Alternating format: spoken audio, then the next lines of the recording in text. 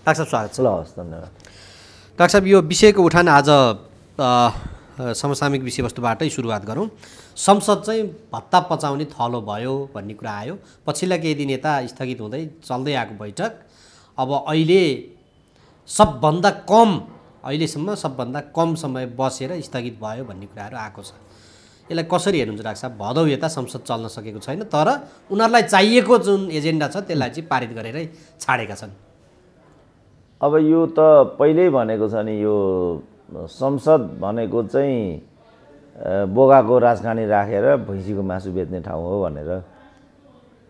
अब त्योभन्दा पर यिनीहरूको हरकतले देखाइराखेको त छैन। तर मैले भन्दा चाहिँ के भन्ने गरेको छु भने यो प्रणाली चाहिँ वेस्ट मिनिस्टरियल हो, जुन चाहिँ मोरल र इथिक्समा चल्छ। अब मोरल इथिक्स फेरि आफआफ्नो हुन्छ, केलाई मोरल भन्ने केलाई इथिक्स भन्ने आफआफ्ना दृष्टिकोणहरू हुन्छन्।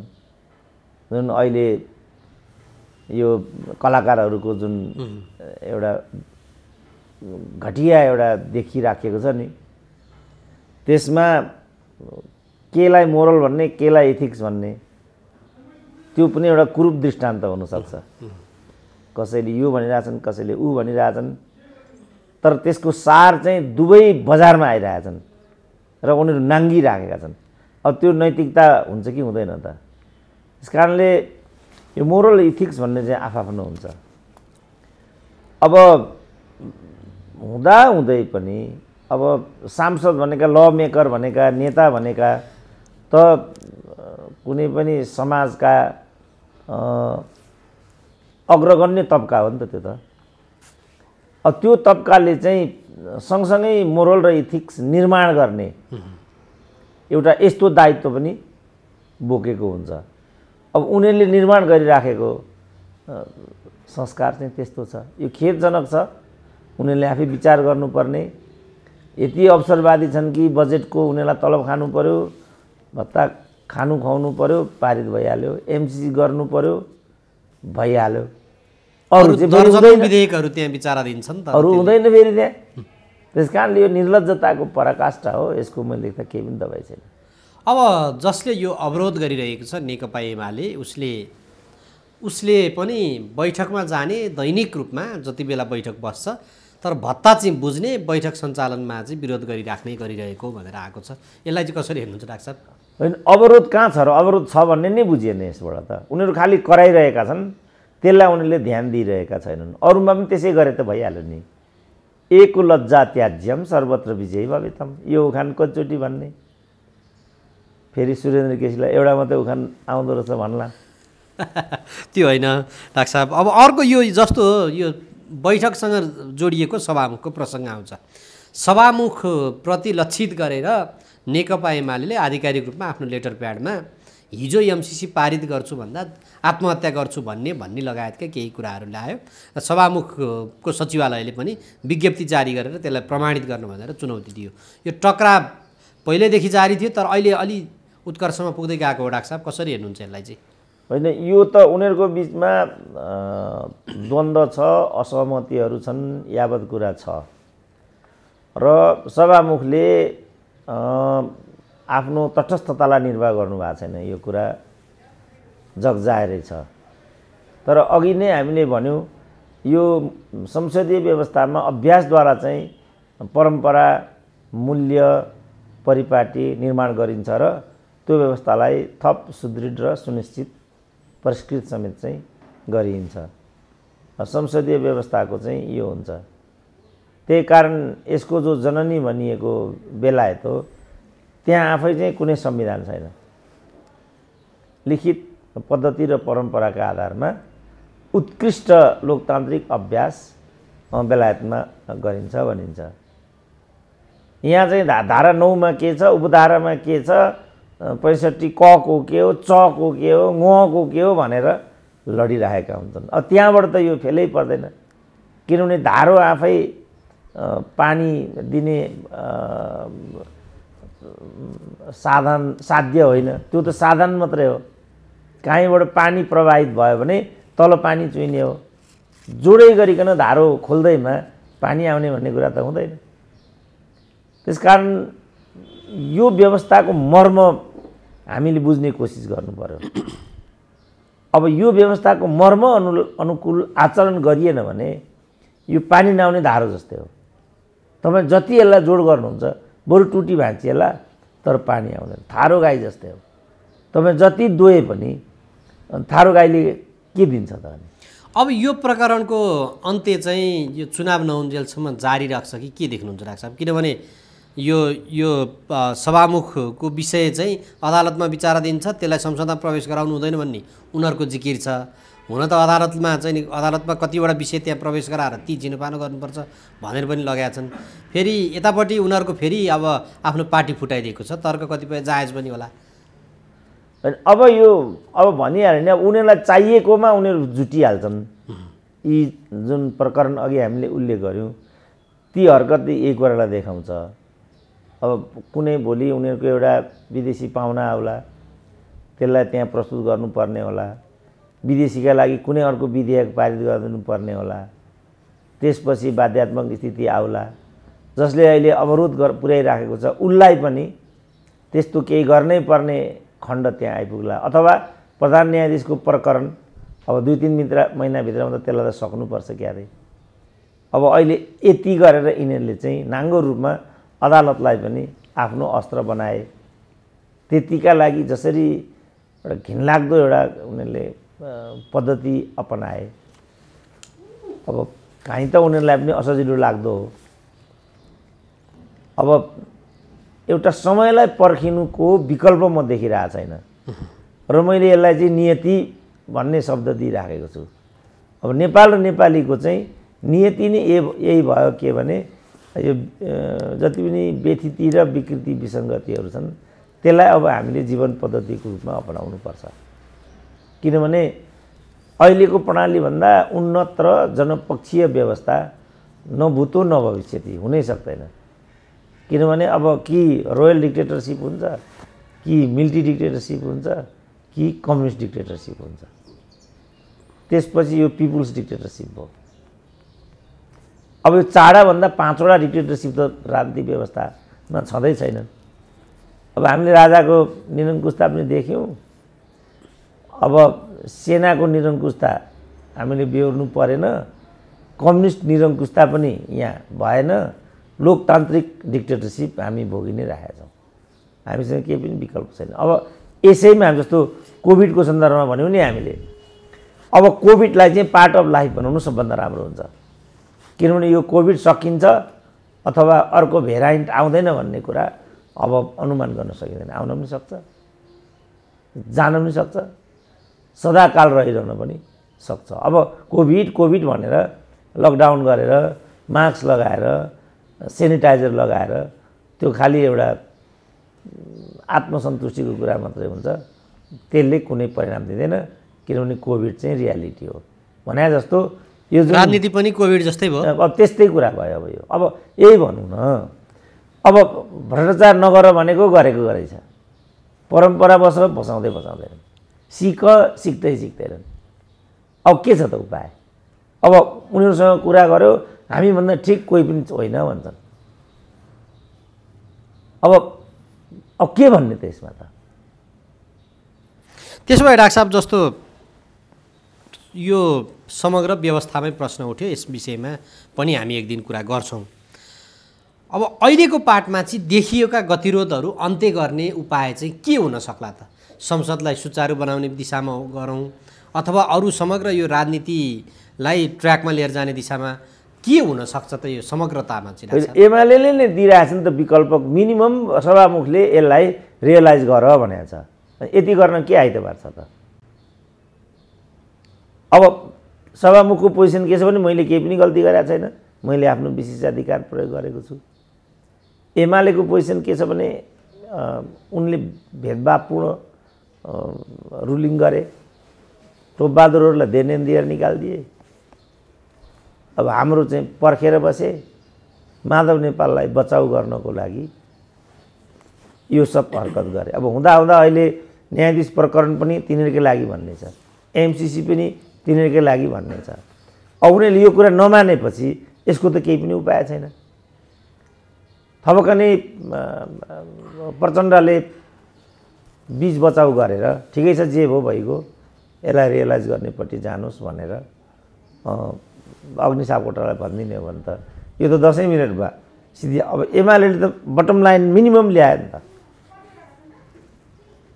त उनले थपक्क यसलाई लिएर एक खालको रिग्रेट्स गरिदिनु कुरो सिद्धिहाल्यो। तर अघि पनि भने उनी त्यो गर्दैनन् किनभने उनको विचारमा यो गल्ती उनले गरेकै छैन। त्यो त विज्ञप्ति जारी गरेरै भनेका छन्, प्रमाणित गरेर मेरो गल्ती छ भने भनेका छन्। अब गल्ती त मै भन्दैछु छ, विभेदपूर्ण भएको छ, एमालेलाई सिद्ध्याउने टुल्स सभामुख बनेका छन्, मै भनिदिन्छु नि त। 15 दिन त्यो विशेषाधिकार जुन छ त्यो 15 दिनभित्र त भयो भन्ने उनले त्यसैमा अडेर जिकिर ल्याछन्। यो धारा प्रवाह यो कानुन जुन छ नि डाक्टर साहब, यो कानुन नीति नियममै हाम्रो चाहिँ कहीँ कतै त्यसको दोषको कारणले व्यक्तिले त्यसको फाइदा लिएको त होइन नि। त्यो पनि हो, तर अघि मैले भने नि यो चाहिँ मोरल र इथिक्समा चल्ने सिस्टम हो। जस्तो यही पल्साहरूको कुरा आउँछ नि त, यो प्रकरण 1 वर्ष अगाडिको छ। उनीहरू मनोमौजी आफ्नो गतिविधिमा संलग्न छन्। अब अहिले उनीहरू यसलाई बलात्कार भन्दैछन्। समाज यसलाई लिएर पनि विभाजित भइरहेछ। ती पनि त केही कुरा बुझेकै मान्छे होला, हामी मात्रै बुझ्ने त छैनौँ होला। तर पल्साको गल्ती पो भएको हो त, बलात्कार त होइन नि। तर कानुनै कस्तो रहेछ भने 18 वर्षभन्दा मुनि भएका यौनिक गतिविधिलाई बलात्कार मान्दो रहेछ। अब यो हिसाबले त कानुनमा पनि त्रुटि रहेछ। तर यो कानुनी प्रावधानलाई ठिकसँग प्रयोग नगर्ने त फेरि मान्छे नै भए। अब अग्नि सापकोटाको कुरा पनि त्यही हो। 15 दिनको व्यवस्था त्यहाँ छ, उनले 14 दिनसम्म पर्खेर आफ्नो अनुकूल आफ्नो विशेषाधिकारलाई चाहिँ उनले प्रयोग गरिदिए। अब यो कोणबाट हेर्दा यो उनको विशेषाधिकार हो, ऊ कोणबाट हेर्दा उनले विशेषाधिकारलाई दुरुपयोग गरेका छन्। फेरि मोरल इथिक्स आयो। अब तपाईँ मोरल इथिक्स मान्नुहुन्न भने त केही पनि उपाय छैन। पदीय गरिमाभित्र व्यक्ति नबस्नाले यो अवस्था आयो डाक्टर साहब। अब यो एमसीसी प्रकरणपछि चाहिँ राजनीतिक दलहरूमा तीव्र टकराव देखिँदैछ, ध्रुवीकरण होला जस्तो पनि देखिँदैछ, भेटघाट भइरहेको छ। अब प्रचण्डले हिजो केही कुरा बोलिदिए, फेरि भोलिपल्ट दौडेर नारायण काजीलाई फकाउन गए। कसरी हेर्नुहुन्छ डाक्टर साहब? बाबुरामहरूको पार्टीमा पनि त्यस्तै टकराव देखिन्छ। यो त अब यो उनीहरूको माथापच्ची मात्रै हो। मलाई लाग्छ यसले पनि तिक्तता र गतिरोध बढाउने बाहेक अर्थ गर्दैन। किनभने नेपाली समाज अब अहिले आएर प्रचण्डले यहाँ खुदै भनिहाल्यो नि त, राष्ट्रियताको नाममा वामदेवले जे गर्न खोजे तपाईँ देखिरहनु भएको छ। प्रेम सुवाल भने होइन भक्तपुरका प्रेम सुवालले रात दिन यहाँ राष्ट्रियता राष्ट्रियता भनेर कराइरहेछन्, तपाईँहरू देखि नै रहनु भएको छ। यो देख्दा देख्दै तपाईँहरू अन्यथा सोच्नुहुन्छ भने पार्टी छोड्न सक्नुहुन्छ। यो भनी त्यो पार्टीमा त कुनै सत्व नभएको एकदमै गए गुज्रेको घटिया बाहेक अर्को मान्छे त बस्नै सक्दैन। तर अब त्यस्तो किसिमले प्रचण्डले दुधकारेका वा त्यत्रो ठुल्ठुलो बोली बोलेका त त्यहाँ नारायण काजी मात्रै छैनन्, त्यहाँ त सयौँ छन्। लीलामणि ती छन्, लेखनाथ नेउपाने ती छन्, देव गुरुङ ती छन्। अब हामी यसमा के गर्न सक्छौँ? भोलिपल्ट दौडेर फकाउन पनि गयो नि त, गल्ती भएछ भन्दै होइन। अब गल्ती यो त्यसैले मैले भनेको प्रचण्डमा अलिकति डाइनामिजम छ, यही कारण मैले भनेको। अब फेरि आतङ्कवादीलाई डाइनामिक भन्ने यस्तो प्राडा भनिदिए मलाई नै केही पनि उपाय छैन नि त। यो त प्रचण्डको खुबी हो के भने तत्काल उनी आफ्नो कमजोरीलाई चाहिँ रियलाइज गर्छन्। कमजोरीलाई ढाकछोप गर्ने होइन, कमजोरीलाई ढाकछोप गरियो भनेदेखि अर्को गल्ती हुन पुग्छ भन्ने छ। डाक्टर साहब, यो कमजोरीलाई रियलाइज नगर्ने यस्तै कारणले गर्दाखेरि राजनीतिले सही ट्र्याक दिन नसकेको पनि भनिन्छ। केपी शर्मा ओली र माधव नेपाल बीच जुन तल्लो स्तरमा गाली गलौजहरू अझै पनि फरक फरक दैलोबाट यात्रा गरिराख्दाखेरि पनि देखिन्छ। निकै क्षुद्र शैलीको भाषा शैली अझै पनि प्रयोग भइरहेको देखिन्छ। यो प्रकरणलाई तपाईँ कसरी हेर्नुहुन्छ डाक्टर साहब?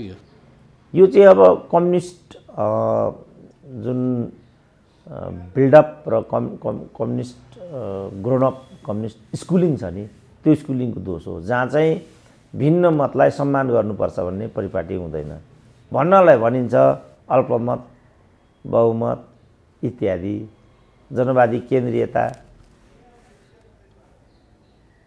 इत्यादि भनिन्छ, तर व्यवहारमा चाहिँ ती केही कुराहरू पनि अक्षरशः लागू हुँदैनन्।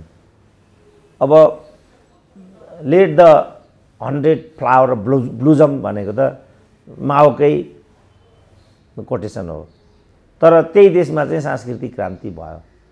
शब्द कति राम्रो, सांस्कृतिक क्रान्ति, तर धर्म संस्कार संस्कृति परम्परा तोडफोड गर्ने अभियानलाई चाहिँ त्यहाँ सांस्कृतिक क्रान्ति भनिएको थियो, भन्दा त सांस्कृतिक क्रान्ति भनियो। त्यस कारण त्यो त वास्तवमा सांस्कृतिक भ्रान्ति थियो। प्रथा परम्परामाथि निरपेक्ष रूपमा प्रहार गर्ने त्यो एउटा परिघटना थियो। त्यसकारण त्यस्तो किसिमको स्कुलिङबाट डेभलप भएको विचार कम्युनिस्ट परिवारभित्र हुन्छ। उनीहरू चाहिँ भिन्न मतलाई कहिल्यै पनि सहँदैनन्। सम्भव भयो भने त फिजिकल्ली नै सिद्ध्याइदिने, त्यस्तो सम्भव भएन भने मोरल्ली सिद्ध्याइदिने, सोसल्ली सिद्ध्याइदिने, विदेशी एजेन्ट भन्ने, दरबारिया भन्ने, यो त कम्युनिस्ट स्कुलिङको उपज हो। अब यही प्रसङ्गमा जस्तो भीम रावलले एमसिसीको प्रकरणमा आफ्नो भिन्न मत पहिलेदेखि राख्दै आएका थिए, पार्टीले अनुमति दिए पनि नदिए पनि, तर भीम रावल हिरो बन्नका लागि चाहिँ यो काम गरी शर्मा ओलीले टिप्पणी गरे। हिरो बन्नकै लागि उनले विरोध गरिरहेका हुन् कि के देख्नुहुन्छ डाक्टर साहब यो चाहिँ? अब हिरो बन्न वा जिरो बन्न, अब त्यो चाहिँ एउटा डिबेटको विषय भयो। तर भीम रावलको जुन शैली हो, मलाई लाग्छ दलीय व्यवस्थामा त्यो सही छ जस्तो लाग्दैन मलाई।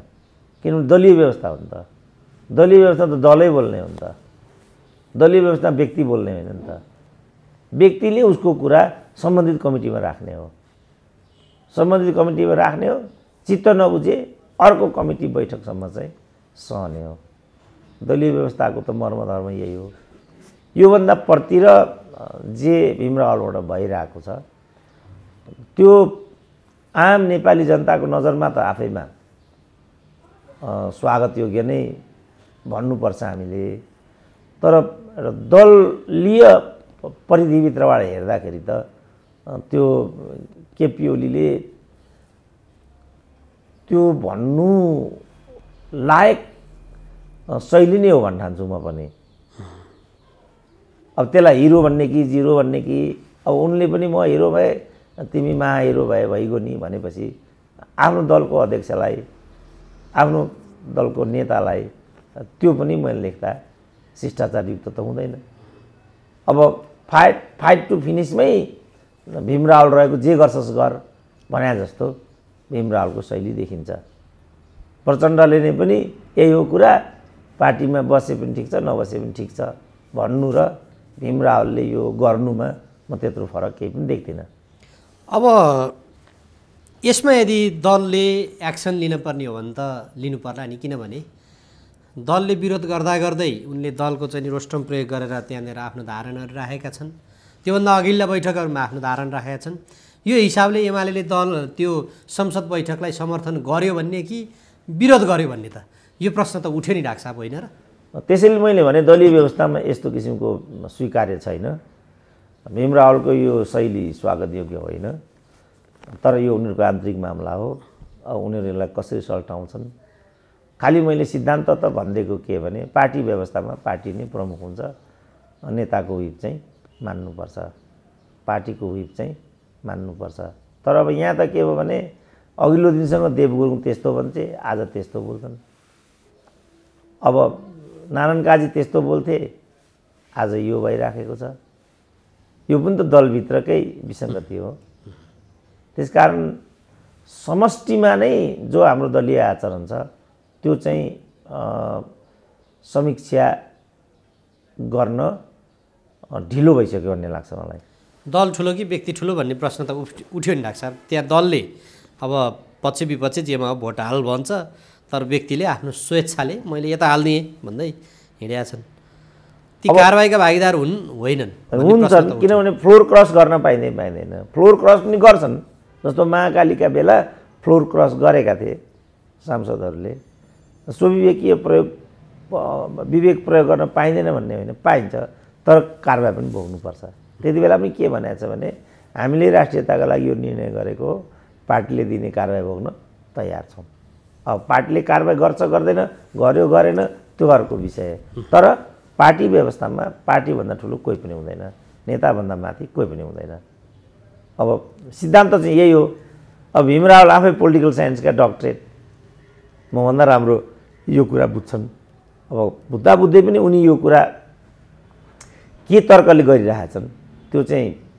उहाँले आफै प्रश्न पार्ने कुरा हो मैले खालि एउटा सैद्धान्तिक क्लु मात्रै दिने कुरा के भने दलीय व्यवस्थामा दलभन्दा ठुलो कोही पनि हुँदैन यहाँ त अब यो प्रसङ्गमा त फ्लोर क्रसको प्रसङ्गमा त भीम रावल मात्र नि रहेनन् अब भीम रावलले त फ्लोर क्रस रहेन उनले त बैठक सञ्चालन गर्ने कुरा भयो झलनाथ खनाल लगायतका त्यो चाहिँ नेकपा यसका अझ माओवादीका ती सांसदहरू जसले हिजो दलले यता भोट हाल भन्छ उनीहरूले उता भोट हाले हिँडे त्यो प्रसङ्गमा ती व्यक्तिहरूलाई पनि प्रश्न त उठ्यो नि अनि सेम हो अब तर झलनाथको हकमा के भयो भने झलनाथको र नारायण काजीको प्रस्तुति र स्पष्टीकरण विगत समयमा एमसीसी सन्दर्भमा एउटै हो उहाँहरू मुखर ढङ्गले प्रखर ढङ्गले एमसीसीको विरुद्धमा हुँदैन सम्भव छैन भनेर आउनुभयो अब उहाँहरूको चाहिँ स्थिति के हो भने उहाँहरू तत्त दलको चाहिँ सर्वोच्च नेता हो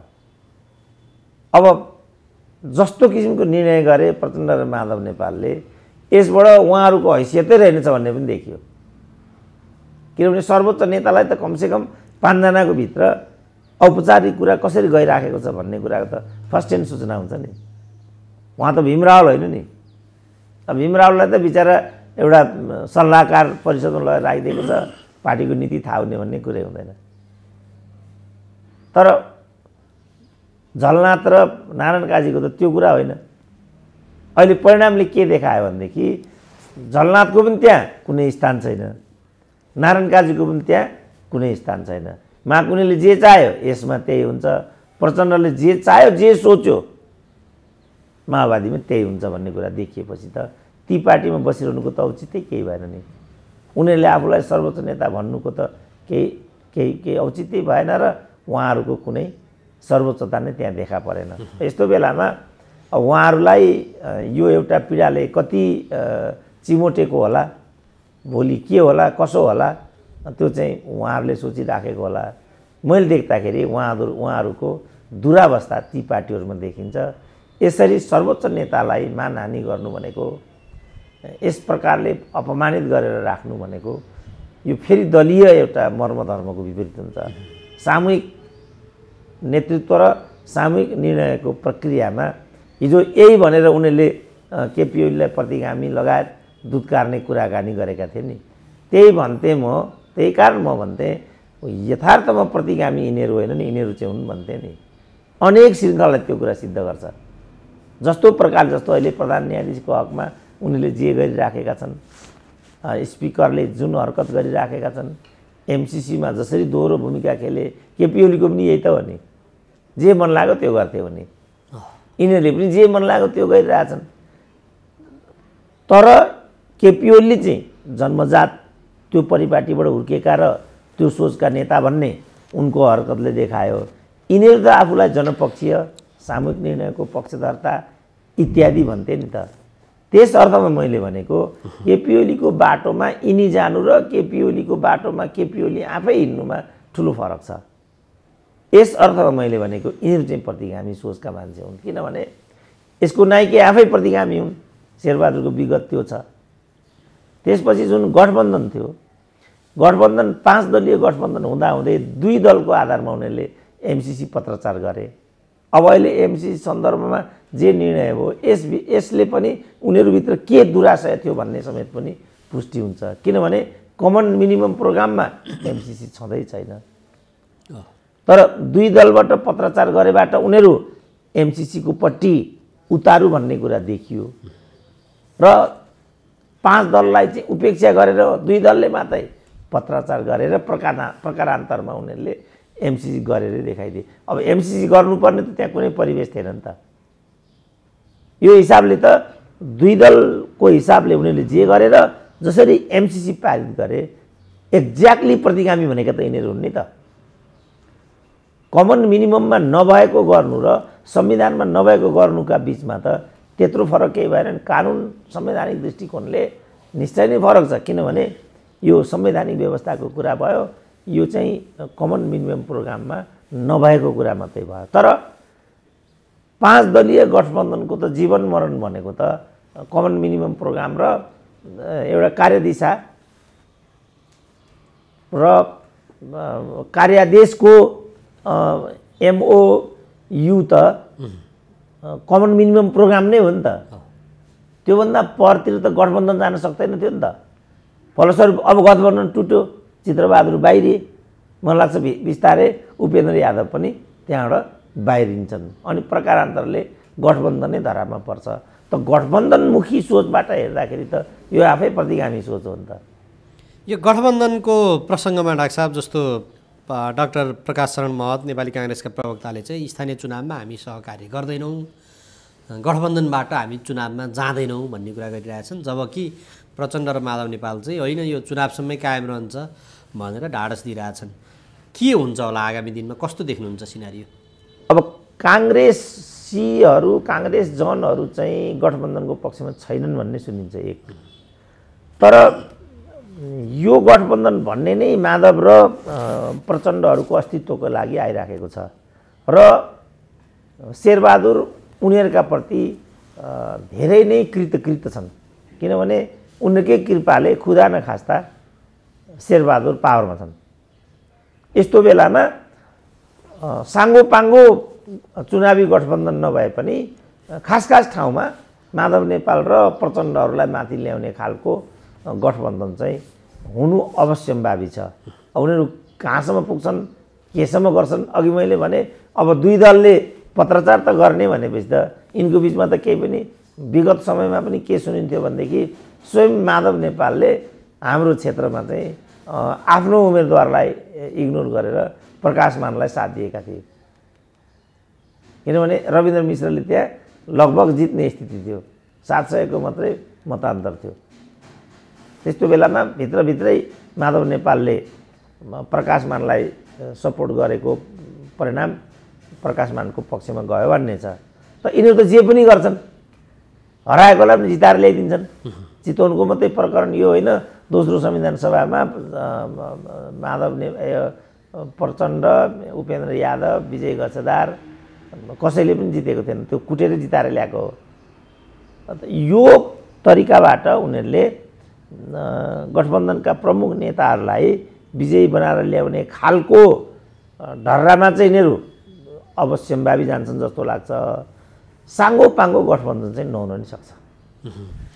यो दलहरू चाहिँ आन्तरिक रूपमा टुट्ने फुट्ने हुन्छ कि हुँदैन होला डाक्टर साहब? किनभने उपेन्द्र यादव समूहले बैठक बोलाए, बाबुराम भट्टराई समूहले त्यसमा बैठकमा सहभागी नै भएन।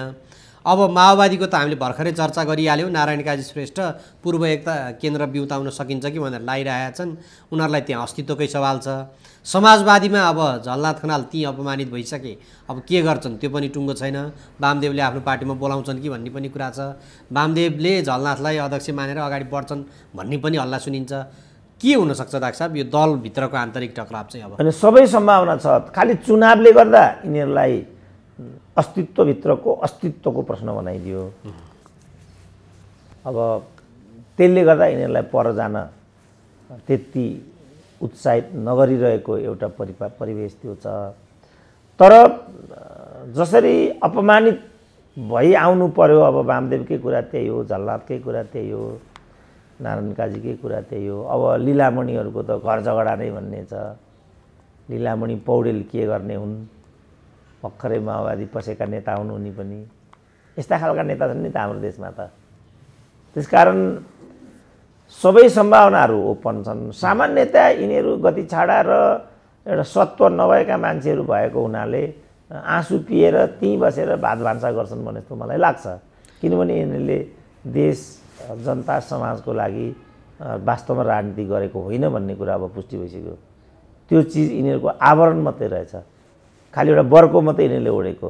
चिया हथौडा भने पनि, डेमोक्रेसी भने पनि यिनीहरूले मूलतः एउटा राजनीतिक व्यवसाय गरेको भन्ने कुरा पुष्टि भइसक्यो। अब यस्ता खालका व्यावसायिक मानिसहरूले त व्यवसाय गर्ने मान्छेले जति नै अपमानित भए पनि उसलाई त्यो कुराले छुँदैन नि। बस उसलाई लक्ष्मी चाहियो, पैसा चाहियो। ऊ अझ त्यसभित्र बसेर 2 नम्बरी गर्छ, तस्करी गर्छ, मिलावट गर्छ, मिसावट गर्छ, उसलाई लज्जाबोध हुँदैन नि। त नेपालका राजनीति नेताहरू पनि वास्तवमा यिनीहरू नेता होइन, राजनीतिक कर्मी मात्रै हुन्। अब राजनीतिक कर्मी भएको हुनाले त मोलतोल गर्ने, मिसावट गर्ने, मिलावट गर्ने, गठन गर्ने, पुनर्गठन गर्ने, टुट्ने, फुट्ने, असैद्धान्तिक गठबन्धन गर्ने इत्यादि गर्ने कुराहरू अब आम रूपमा नै अभ्यासमा छन्। एक खालको सङ्क्रमणमा छ हाम्रो देशको राजनीति।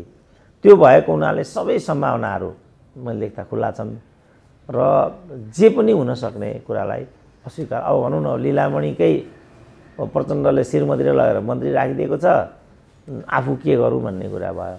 अब नारायण काजीलाई नै सङ्कट के पर्यो भने नारायण काजीले त्यहाँ एक खालको एउटा गुटगत विशेषाधिकार दुरुपयोग गर्दै सदाकाल एउटा न एउटा मन्त्री चाहिँ त्यहाँ हत्याइरहने, एउटालाई राजदूत बनाउने यो गरिआएका थिए। लास्टमा प्रचण्डले त्यो मुहान पनि बन्द गरिदिएपछि आजको स्थिति उत्पन्न भएको छ। तर यो चोटि चाहिँ उनीहरूलाई गाह्रो के भयो भने लेखनाथ पौडेलले पनि, लेखनाथ नेउपानेले पनि जुत्ता हान्ने भन्ने कुरा गरे। एमसी मान्ने साम्राज्यवादका दलालहरू हुन्। अघि जुन कम्युनिस्ट स्कुलिङको कुरा भन्यौँ हामीले, त्यही कोष त्यहाँ प्रयोग गरिदिए उनले। अब लीलामणिले, हाम्रो पार्टीले यो गर्यो भने त्यो पार्टीमा म बस्नै सक्दिनँ।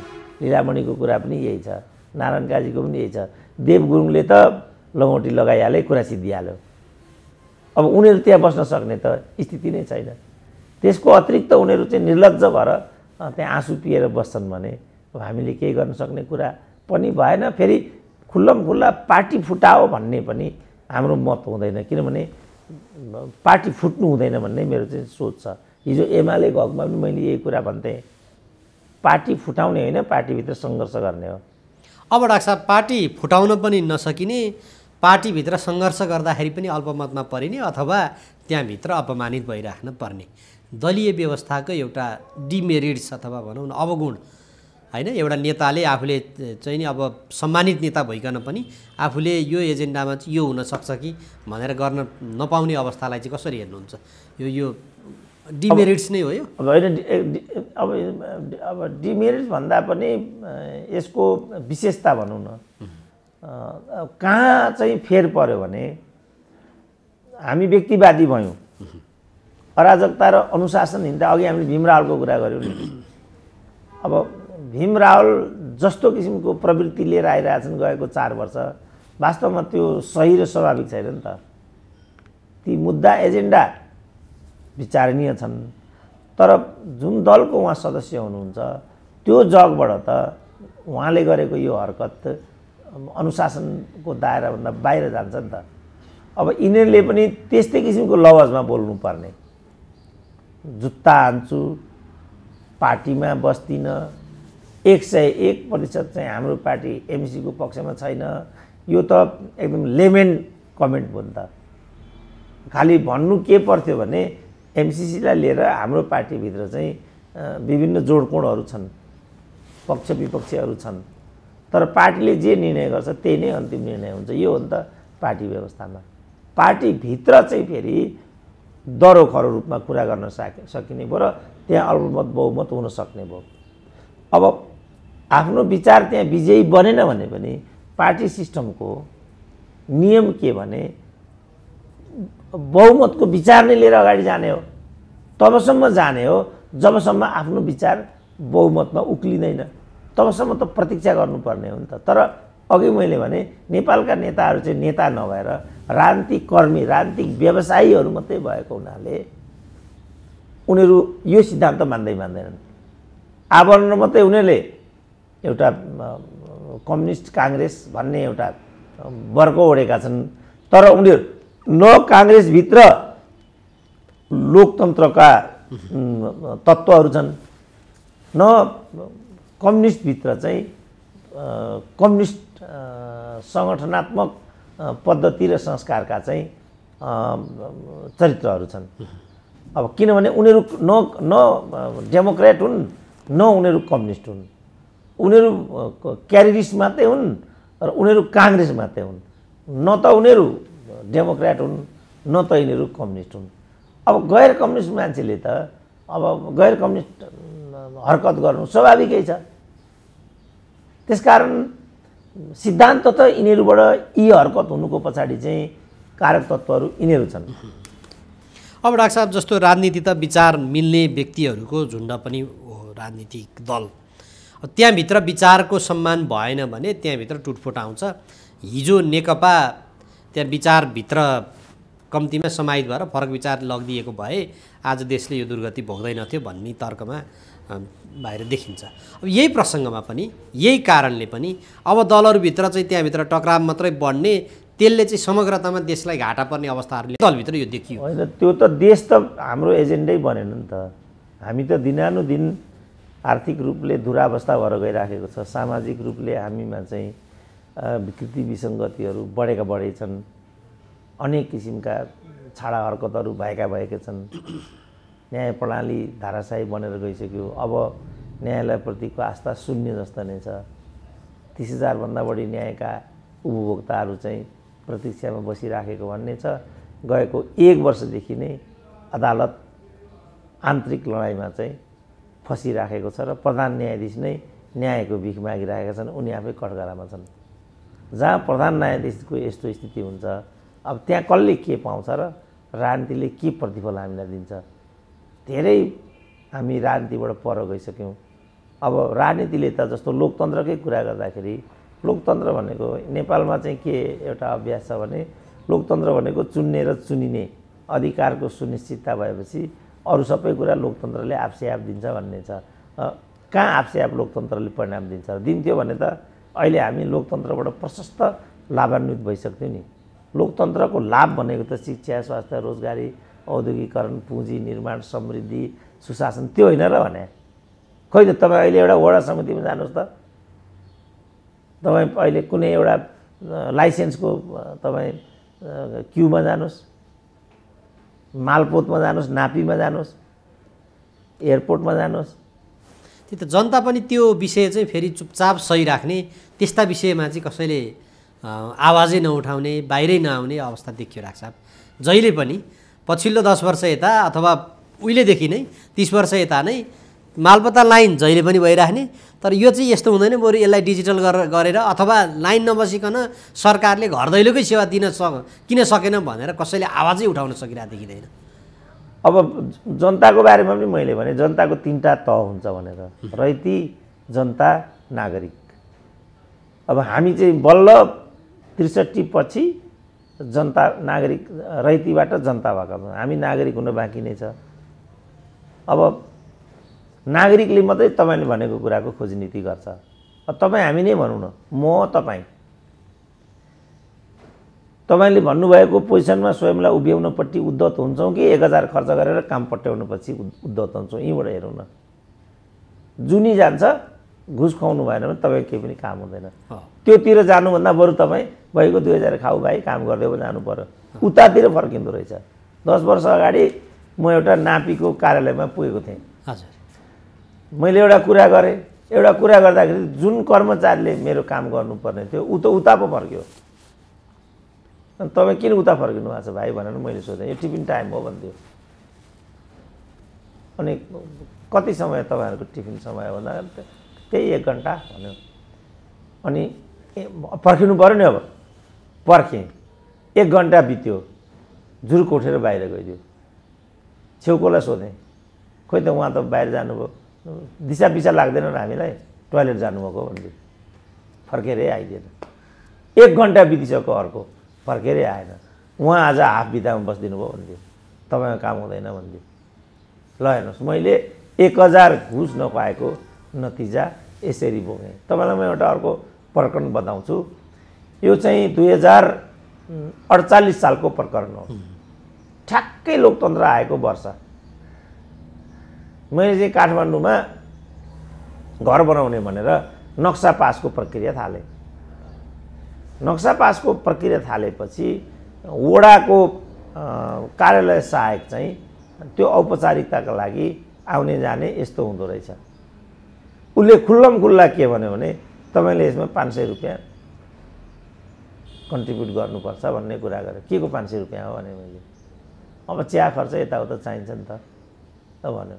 अनि तिमीहरू जागिरै होइन र तिमीहरू जागिर आउँदैन भने मैले यो कामको लागि तिमीहरूलाई जागिर दिने होइन, तलब सुविधा हुन्छ होइन तिमीहरूलाई भने। अब त्यो अर्कै कुरा हो, सबैले दिएका छन् तपाईँ पनि दिनुहुन्छ भने ठिकै छ, होइन भने मलाई केही भन्नु छैन भन्यो। 510 वटा 15 वटा चाहिँ एकैचोटिमा त्यो वडाको चाहिँ नक्सा चाहिँ नगरमा माथि पठाउनु पर्दो रहेछ। 1 महिनापछि त्यो नक्सा चाहिँ पारित भएर फर्केर आयो। म वडामा लिन भनेर गएँ। जाँदा छरछिमेकी जम्मैको नक्सा आयो, मेरो आएन। के भयो त भनेर माथि बुझ्न जाँदाखेरि यो ठाउँमा यसरी सचिवले सही गर्नुपर्ने थियो, तपाईँको यसमा त्यो सही छैन भन्थे। त्यो 500 को दण्ड यसरी मैले पाएँ, अर्को 5000 मैले खर्च गर्नु पर्यो। अब के गर्ने ल भन्नु। यो एउटा सुरु बिन्दु मात्रै हो। कहीँ नेपालमा प्रजातन्त्र यसरी नै अगाडि जाने होइन त भन्ने चिसो मलाई त्यति बेर परिरहेको थियो। अब अहिले त तपाईँ मलाई लाग्छ कुनै अड्डामा अहिले त खुल्लम खुल्ला छ। अब के गर्नुहुन्छ त ल हेर्नुहोस्। अब यो सुनेका छन् नेताहरूले भने यो कुरालाई उनीहरूले वार्डमा सिंहदरबार भन्थे। अब सिंहदरबार वार्डमा त पुग्यो, तर यस रूपमा पुग्यो। अब यसमा नागरिकले के गर्ने, जनताले के गर्ने, अरूहरूले के गर्ने। जस्तो म भनिआएको छु नि बारम्बार, कयौँ नेपालीहरूले मेरो यो कोटेसन कण्ठ पनि पारेका छन्। के भने मेरो घरमा 2057 सालदेखि धारामा पानी आउँदैन, 2057 सालदेखि। तर मिनिमम पैसा 1100 लिँदो रहेछ मिनिमम पैसा। त्यो पैसा चाहिँ म तिर्छु फर नथिङ। अर्को 1100 गरेर प्रति हप्ता खर्च गरेर चाहिँ ट्याङ्करमा पानी ल्याएर चाहिँ म पानी चलाउँछु। म गएँ नयाँ पानी छोड्नु, बाबु यो त मलाई ठुलो दण्ड भयो, के हो यस्तो भन्दा उसले के भन्यो भने सर तपाईँ आफ्नो धारो स्थगन गराउनुहोस्, अर्को त केही उपाय छैन यस्तो भन्यो। अनि धारो स्थगन गराउँदाखेरि केही फरक पर्दैन भने मैले। फरक त केही पर्दैन, तर तपाईँले मेलम्चीको पानी पाउनुहुन्न भन्दै। ल हेर्नुहोस्, मेलम्ची देखाइकन उनीहरू मलाई 20 वर्ष लुटे। अब मेलम्ची आएकै भोलिपल्ट फेरि बाढीले। त्यसकारण यो नेपाल र नेपालीको टाउकामा थोपरिएको नियति हो भन्दैछु मैले। तपाईँ यसबाट मुक्त हुन सक्नुहुन्न। कोभिड जस्तै हो यो पनि। तपाईँ जति छटपटाउनुहोस्, तर कोभिड अब तपाईँको नियति हो। त्यसकारण योबाट तपाईँले उन्मुक्ति चाहेको भने तपाईँले यो असक्षम नेतृत्वलाई, अकर्मण्य नेतृत्वलाई फाल्नुपर्छ। अब अहिले म नारायण काजीलाई भन्छु, झलनाथलाई भन्छु, वामदेवलाई भन्छु, तपाईँहरू एउटा पुनर्गठनको नवीन प्रयासका बारेमा सोच्नुहुन्छ भने मेरो तपाईँहरूलाई शुभकामना छ। किनभने पार्टी फुटाउनुहोस्, फुटाउनु उचित हुन्छ त म भन्न सक्दिनँ, भन्न चाहन्न। तर तपाईँहरूले जसरी त्यहाँभित्र प्रताडित र अपमानित भइआउनु पर्यो, यदि तपाईँहरू जनताको कुरा उठाउन चाहनुहुन्छ भने केही त तपाईँहरूले गर्न सक्नुहुन्न, किन तपाईँहरू डिस्क्रेडिट भइसक्नु भएको छ। तर तपाईँले एउटा एजेन्डा, एउटा विषयवस्तु, कहाँ हामी चुक्यौँ, कहाँ हामी छुट्यौँ, के कारणले आज हाम्रो राजनीति यसरी चाहिँ अप्ठ्यारो अक्करको एउटा फर्सी बन्न पुग्यो, यो त भनिदिन त सक्नुहुन्छ नि। विप्लवले त्यो वातावरण निर्माण गर्दैछन् डाक्टर साहब, भेटिरहेछन् नि सबैजनालाई। अब विप्लवको अर्को बाटो जस्तो मलाई लाग्छ होइन। विप्लवहरूले जे सोचिरहनु भएको छ त्यसको राजनीतिक बजार छ भने जस्तो मलाई लाग्दैन। किनभने त्यो विचारधारा आफै मानवोचित हो भन्ने मलाई लाग्न छोडेको छ अहिले। मानवोचित, मानवीय जो चाहना र आकाङ्क्षाहरूलाई समायोजन गर्न नसक्ने राजनीतिक विचारधारा अबको शताब्दीको लागि स्वयंमा चुनौती हुन्छ भने जस्तो मलाई लाग्छ। मान्छे के चाहन्छ, मान्छेभित्रको केमिस्ट्री के हो, लाउने कुरामा, खाने कुरामा, यौनको कुरामा, जिम्मेवारीको कुरामा, नेतृत्वको भोग जस्ता कुरामा मान्छे चाहन्छ के, त्यसलाई समायोजन नगरिकन आएको विचारले अबको शताब्दीमा काम गर्छ भन्ने कुरा मलाई लाग्दैन। र म सोच्दैछु, म जीवनको आफ्नो मेरो जीवन कथा पनि लेख्दैछु र त्यो जीवन कथा लेखिसक्दा नसक्दा यो कुरालाई कोइन गर्ने र निर्णायक रूपमा त्यहाँ छोडिदिउँ भन्ने एउटा दिशामा म आफै पनि छु। तर मलाई अहिलेसम्मको जीवनको अनुभूति के छ भने कम्युनिजम मानवोचित विचार सिद्धान्त हो भन्ने लाग्दैन मलाई। किन मान्छेको केमिस्ट्री नै कम्युनिजमले चाहिँ सम्बोधन गर्दैन। जस्तो डिक्टेटरसिप, एकल नेतृत्व, परिवारवाद, अयोग्यता, यो त मान्छेलाई मन पर्दैन नि। सदाकाल तपाईँलाई म नेता मान्न सक्दिनँ। मलाई पृथक टेस्ट, लुगा कपडा, खान लाउन सबै कुरामा तपाईँलाई पृथक स्वादको चाहना हुन्छ। यो मानवीय एउटा मनोवृत्ति र मान्छेभित्रको केमिस्ट्री जस्तो लाग्छ मलाई। केमिस्ट्री नै त्यस्तै छ तपाईँको। मैले अनेक परिवारभित्र पनि यो कुरा हेरेँ। परिवारका सदस्यहरू पनि आफ्नै प्रकारको एउटा चिन्तन, अपेक्षा, शील स्वभाव यस्तो हुँदो रहेछ। तपाईँ लाख कोसिस गर्नुहोस्, तपाईँ त्यसमा फेरबदल ल्याउन सक्नुहुन्न। हामीले त्यो ग्राउन्ड रियालिटीलाई मान्नुको अब विकल्प हुँदैन। होइन भने पारिवारिक विग्रह हुन्छ। दलभित्र पनि यही हो, राष्ट्रमा पनि यही हो। राष्ट्रमा अनेक किसिमका जाति, भाषा, धर्म। अब तपाईँको रसाको हेर्नुहोस् त अहिले के भइरहेछ। अब हिजो सोभियत सङ्घले छोडिदिएका क्षेत्रहरू हुन् नि तिनीहरू। अब त्यही सोभियतसँग अब अहिले युक्रेनमाथि आइलागेको छ। त यो जटिलता र विविधताले मलाई के लाग्छ भनेदेखि उदारवादी व्यवस्था नै मानवोचित व्यवस्था हुन्छ र कम्युनिजमभित्र यी तत्त्वहरूलाई प्रविष्ट नगराउने हो भने त्यो विचारधारा मलाई लाग्छ असान्दर्भिक भएर जान्छ। यहाँ सोच्नु जरुरी छ यो विप्लवहरूले। अब प्रचण्डहरूले त त्यो एजेन्डालाई नै दुरुपयोग गरेको हुनाले उनीहरू त दण्डित हुनु जरुरी छ। किनभने कमी कमजोरी हुनु चाहिँ एउटा कुरा हुन्छ, तर विचारधारा र आम जनता कार्यकर्ताको त्याग र बलिदानलाई नै दुरुपयोग गरेर आफ्नो वैयक्तिक महत्त्वाकांक्षा, पारिवारिक वर्चस्व र स्वार्थलाई हावी गराउनु भनेको त फेरि बेइमानी हुन्छ नि त। त यो सबै कुराहरूलाई चाहिँ विप्लवहरूले एकचोटि ठन्डा दिमागले सोच्दा मलाई लाग्छ डिपार्चरको लागि, भोलिको डिपार्चरको लागि त्यो एउटा विषयवस्तु बन्न सक्छ। अब उहाँहरूले कसरी सोच्नुहुन्छ, अब मैले त यो तरिकाले सोच्नुपर्छ कि भनेर स्वयंलाई त्यतातिर प्रवृत्त गराउँदै आएको हुनाले यो भन्ने ठाउँमा म आइराखेको छु। अब उहाँहरू कुन ठाउँमा हुनुहुन्छ, कसरी सोच्नुहुन्छ, के गर्नुहुन्छ, त्यो त म अहिले भन्न सक्दिनँ। हुन्छ डाक्टर साहब, विचार र समयका लागि म आभार व्यक्त गर्छु। धन्यवाद।